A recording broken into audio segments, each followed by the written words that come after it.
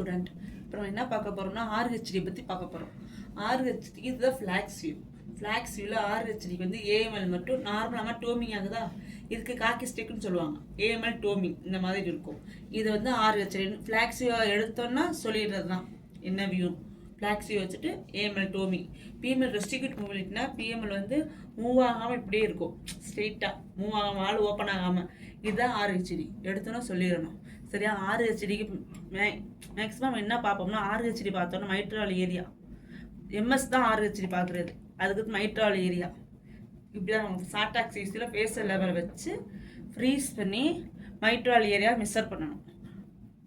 அப்புறம் எம்எஸ் பார்க்குறது 4th சேம்பரில் colour போட்டு இப்படி கலர் பண்ணணும். இந்த மாதிரி மேலே கலர் அடிக்கும், மேலே இப்படி கலர் அடித்தா எம்எஸ் கண்டினியூஸ் டேப்லெட் போட்டு பார்க்குற இந்த மாதிரி வேவ் வரும். வேவ் வந்து மைட்ராவில் ட்ரேஸ் பண்ணணும். ட்ரேஸ் பண்ணால் மீன் கிரேடியன்ட்டும் பி கிரேடியன்ட்டும் பார்க்கணும். மீன் வந்து 5 to 10 மாட்ரேட்டு, 10க்கு மேலே போச்சுன்னா சிவியர், 5க்கு கீழே இருந்தால் மைல்டு. அதே மாதிரி பார்க்கணும் மீனும் பீக்கும். எம்எஸ்க்கு வந்து மீன் மட்டும் தான் பார்க்கணும்.